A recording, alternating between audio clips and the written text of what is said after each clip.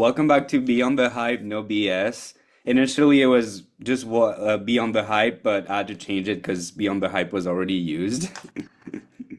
So in this last episode, I have Freddy, my professor at USC, and if you would like to introduce yourself. Sure. So my name is Freddy Nager. I'm a clinical associate professor at the USC Annenberg School for Communication and Journalism. I'm also the associate director of the MS in Digital Social Media program. Happy to be here. Thank you. I'm happy that you're here. And so in this podcast that I'm doing for my capstone project, I'm just diving into the influencer world, content creators, and like I've interviewed a couple of influencers and try to call them out on their BS, if that makes sense. Yeah, So I know you teaching a class on influence, and I was wondering if I could ask you a couple questions. absolutely. What do you want to know? So I know we talked a couple months ago, but if you don't mind, would you like to define the word influence in today's digital world? Because according to a 2023 study, 92% of consumers trust like peer recommendations more than traditional ads. So it says a lot about, like influencing nowadays.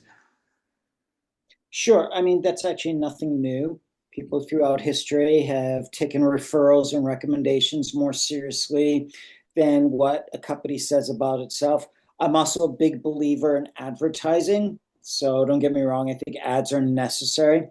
But I also believe in influencer marketing, provided that the person is really an influencer. And that word is used too loosely in today's market.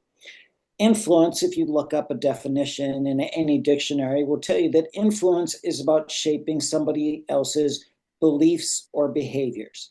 You either have to change the way they think or you have to get them to do something. If all you're doing is getting likes and views, that's great, nothing wrong with it.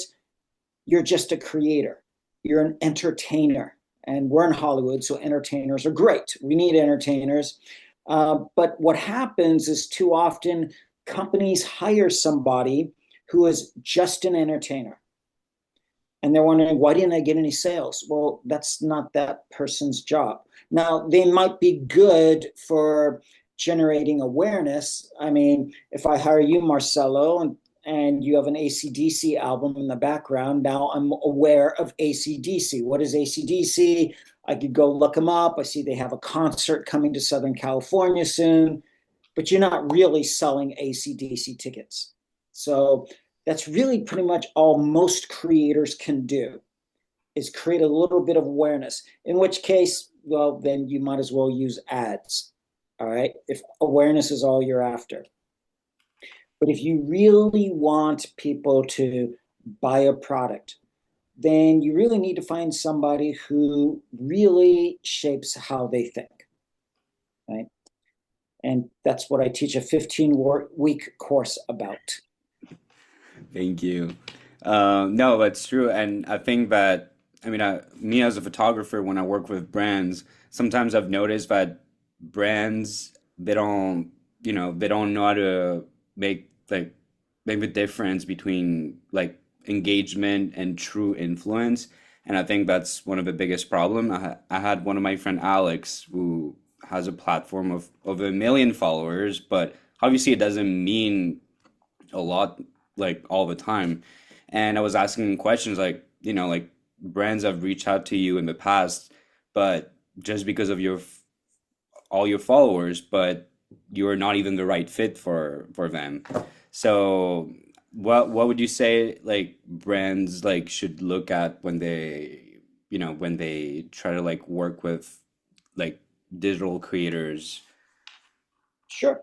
So there are a few things that they should look at, and follower count is just one small part of the equation. Obviously, you don't want somebody who has zero followers. That's not a great use of your time and money. But at the same time, we know that 1 million followers could be meaningless, right? They could be fake, they could be bots, They could be in the wrong country. That's not your market, Hmm. right? They could be the wrong customers entirely. If you are selling alcohol and all the followers are children, you could even get in trouble for trying to sell to them, right? So you can't just look at the quantity of the followers, you have to look at the quality. And does that quality of follower match your brand? You also have to look at the influencer. Are they influential in your brand category? Right? Somebody may be really good at selling t-shirts, but they may be horrible at selling a graduate degree, Hmm. right? Hey, come get your master's degree at USC. And I was like, thank you, Kim Kardashian. I don't think so. Right. So, you got to look at product and market fit as well. Another thing that you look at too is the reputation and image of the influencer. In other words, their brand. Because sometimes you hire somebody not so much because they're going to generate a sale immediately. After all, if you have a big ticket item like, say, a car, no one is going to buy a car because of one Instagram post, right? But if the influencer has the right image, the right reputation, they can enhance your brand just by being associated with it. We call this meaning transfer. Hmm. So a lot of times brands are just like, oh, I need sales, sales, sales. And I always say, well, then focus on getting better salespeople. That's their job. But if you're going to hire a digital media creator, you have to think about other goals and objectives, such as, do we need a little brand lift? Our brand, maybe we're a startup, not a lot of people know about us. Maybe we have some damage control, some reputation management to enact, in which case you may hire somebody who's not going to get you sales right now, but who can really boost your own reputation just by being associated with it. So, in some, basically, yeah, go ahead and look at the number of followers, but look at the quality of the followers, look at the fit, and look at the reputation of the influencer before you hire them. Thank you. No, yeah, that's like I think like brands need to be more careful, and what you said about, hiring better sales like people, it's like because again, there are still jobs that some people are meant to do, and yeah, it just like I feel like sometimes like companies just get impressed by numbers and they're a little behind on everything that's going on in that industry. Yeah, yeah.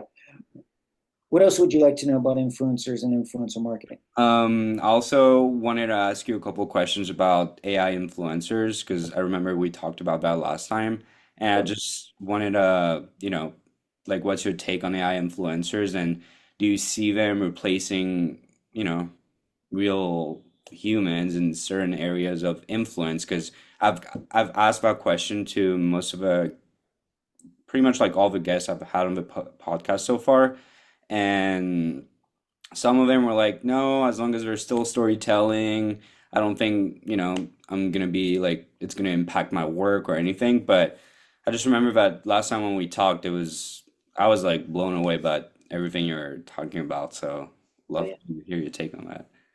Yeah, virtual influencers have been around with us forever. And so they're nothing new. I mean, um, if all we want to talk about is modern day marketing, right? You can go back to the Marlboro Man and Mickey Mouse and the Geico Gecko and the most interesting man in the world. These are mascots, and they drove sales. Right? They drove sales better than a lot of human spokespeople did. So it's really nothing new. And with AI now, um, people are turning to AI for information. A lot of people are going to ChatGPT with their health issues, which is a little scary. All right. But they're asking ChatGPT, hey, I'm having trouble sleeping. What should I do? And ChatGPT is ready to provide information. If somebody follows that information, ChatGPT is the influencer, right? And everybody's turning to AI right now for help, whether it's basic proofreading, develop a photo for me, but more importantly, it's like, how do I prepare for this job interview? And I encourage my students to do this. Right? If you have a job interview, go to ChatGPT. Be as specific as you want to be. I'm applying for a marketing position at Disney. What kinds of questions might they ask me? How should I answer the questions? Can you practice with me? You're going to get more response from ChatGPT than you will from a TikTok star, because you can comment all you want in the TikTok comment section. That person's not going to help you. So now, if we combine ChatGPT with some really good computer animation, and a lot of it now is getting very close to being indistinguishable from a human being. But there's also been studies. There's a brilliant young professor at Annenberg right now, Angel Huang, and she's been studying the power of these virtual AI-driven influencers. And she says even the ones that look like Pixar characters can influence, depending on the stories they tell, depending on the product, and so on. But if we combine, let's say we take virtual Freddy, right? A cartoon version of me, Pixar version of me, but it has my knowledge. It's drawing from a database of everything I know, right? And I've created that database, right? Based on all my classes and everything.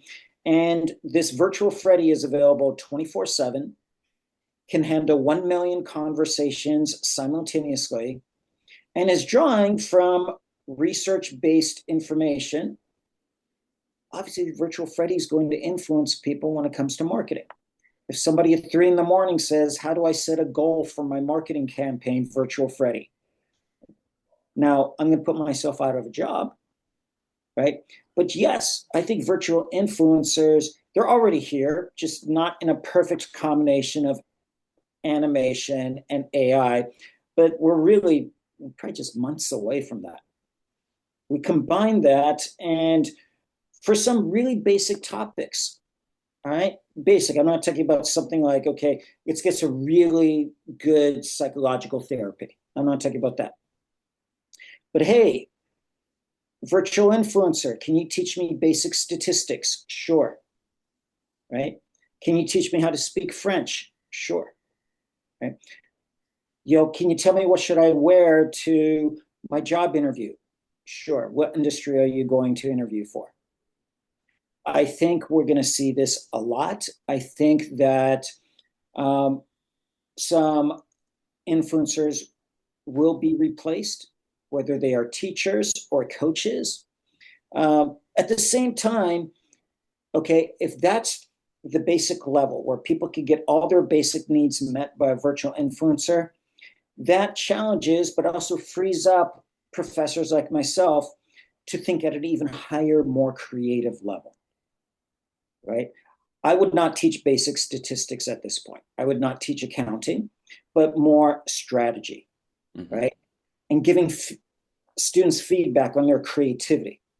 Hey, this is what I think. This is how it's going to work for you. So I think we're going to see that. I think there's a lot of potential here. I do think some professions are threatened.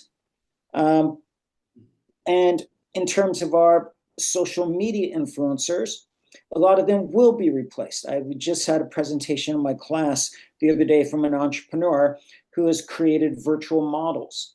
Basically, you upload one photo, right? And that photo itself can be artificially generated to look like a human being. And from that one photo, you can get a fully animated model, right? That is available 24/7, stays perpetually 21 years old, right? Never gets in trouble with the law, is very agreeable, never gets tired. For some brands, that's all they need, right? And we're seeing them. McKella is a virtual influencer who has brand deals, little McKella. I think for really basic needs, these virtual influencers will be around. And as I said, they can talk to consumers. They can have a billion simultaneous conversations. But if you want something a little more sophisticated, then the real human influencers come into play. It's almost like artisans, and everything is mass produced in this world. True. Right? But if you want something luxury, right, then you say, well, this is handcrafted by a real human being, right? We could go to McDonald's and get our machine generated food, or we could go to a gourmet restaurant and get something crafted by a real chef. Hmm. And so I think the future of influencer marketing is that for a lot of basic needs, yeah, virtual influencers, cue them up. But for something more sophisticated, something more luxurious, you're going to still want a human being. That makes sense. Yeah. And I predict this is all going to happen within the space of a year, Yeah. That's crazy. right? So if you're an aspiring influencer, you have to do more than just look good in clothing, Yeah. No, I agree. It's just right? like sometimes just it's not the just like sitting down and looking pretty is just not gonna be it. Like it's not gonna be everything. If that makes sense. And my first guest, like my friend Alex, I kind of like I was like, can I make fun of you like for the title of that episode? And like the title of the episode is like from TikTok pretty boy to kind of like real influence because he created a French club. I mean, he started doing like silly dances and collaborating with other content creators, and now he has a like a French club and with over like five to like 1,000 people in it, and he goes on trips with them. They like he's like a tour guide for them when he goes to France, and I think that's like what he's been doing, and that's what I was telling him.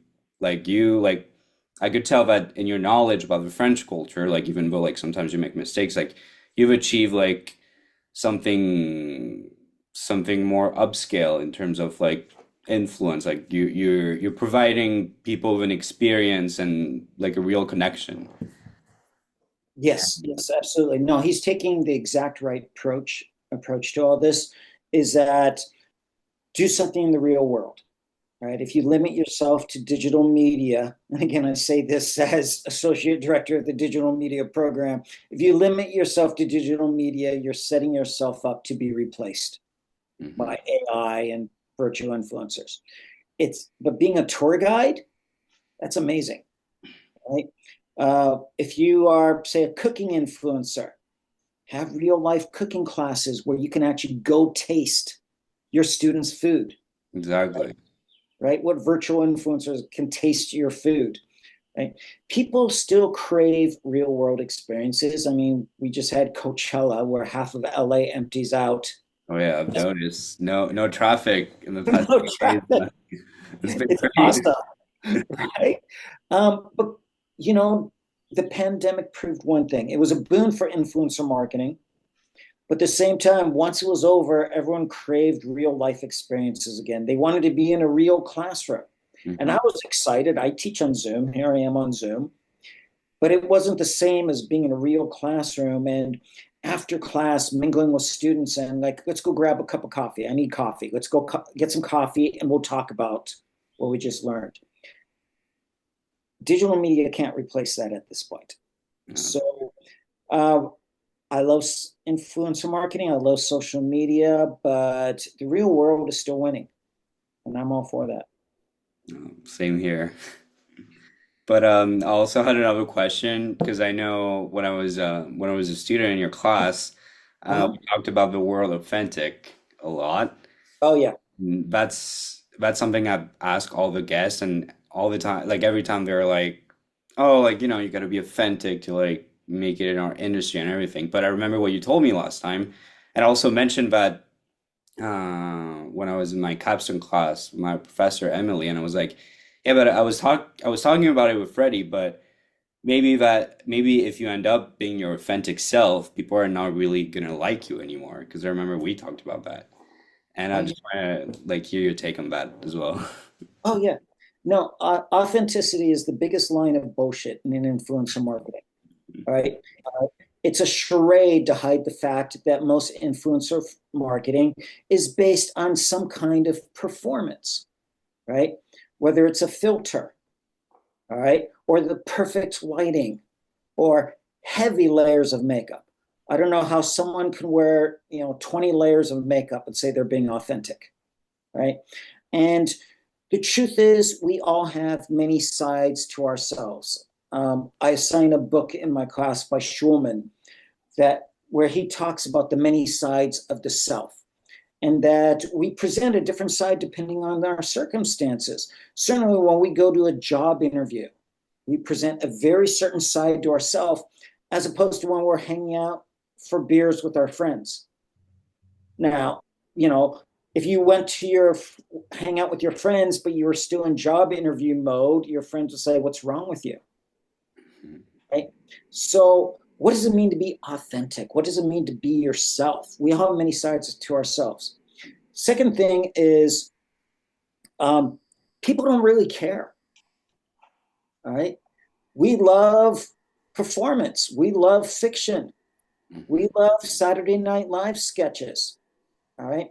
Now, one of the problems is that the definition of authenticity has been mangled and mutilated to mean whatever the sayer wants it to mean. A lot of people think authenticity means good. It doesn't. It just means genuine. And, when we talk about food, authentic English food is not something I would recommend unless you really like boiled beef.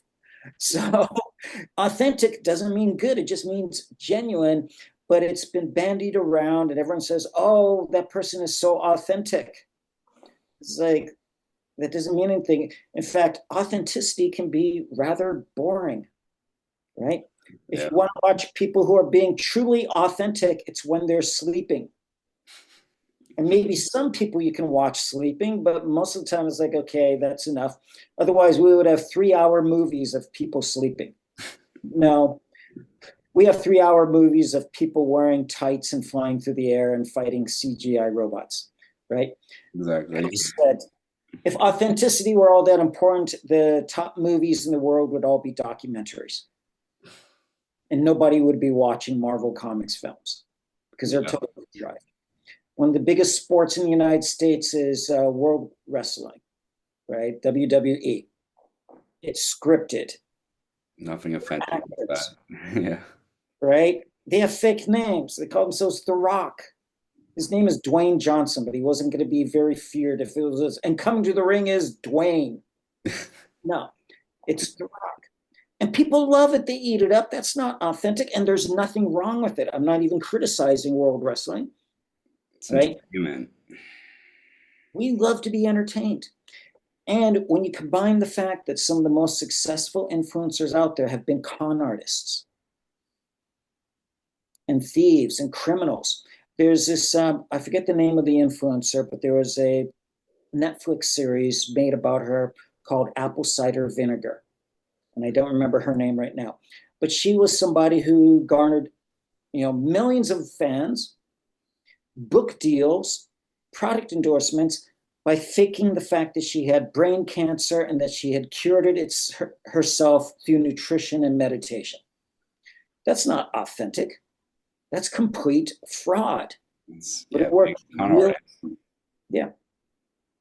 So I never want to hear it because I've known con artists, right? I've known fake people. Authenticity is, as I said, it's not that interesting in reality in a hyper saturated marketplace where you have millions of competitors from all over the world. Go ahead, try being yourself. Odds are you're not going to get noticed, right? You may be super talented. Let's say you're a singer and you're a songwriter and you sing these beautiful songs. Good luck to you, right? Your mom will watch your video 10 times and that's about it. If authenticity works for you, fine. It may not work for somebody else. I think it's funny that a lot of people who say be yourself are these really good looking extroverts. And yeah. Hey, you look like a supermodel and you have a sparkling personality. Of course, be yourself. Mm-hmm. But there's some people, it's like, hey, dude, don't be yourself. All right. You're obnoxious. Put on an act. You're not going to get the job in the job interview if you're yourself. Don't be yourself in a job interview. You may lose that job. Now, I'm not telling people to lie, but we have to think about what we're doing when we go in. Mm-hmm. Right? We have to plan. Right? When I go speak in a class, I talk to my students differently than when I talk to my cats. Otherwise, they would probably be alarmed. Right? So that's why in my class, I don't even allow students to use it. Um, and it's not about censoring what students can say. It's because I want them to be more specific. All right. What do you really mean by authentic? If you mean that something is genuine, all right, then like authentic French food as opposed to fake French food, cool.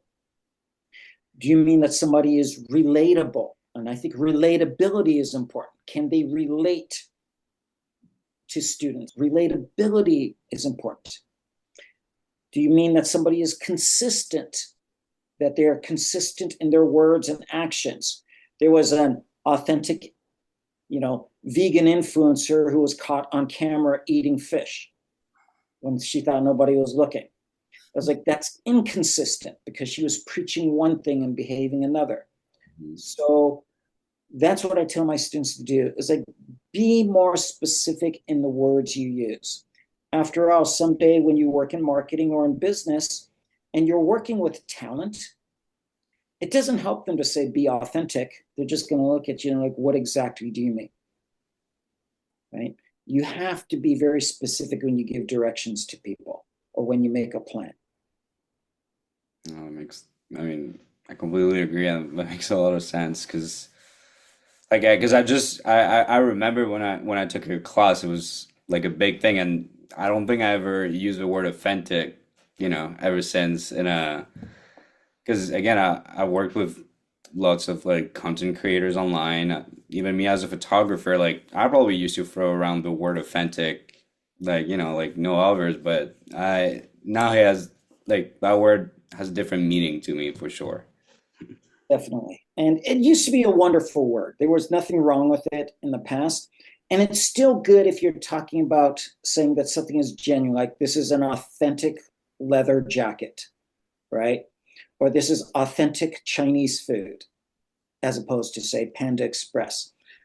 Then that's a perfect use. But the fact that influencers and the influencer marketing industry picked it up and started using it loosely to describe everything that was successful, that's bullshit. Right? I agree. Well, thank you so much for answering all my questions and taking the time to come on the podcast. Oh, my pleasure. It was fun. Thank you so much.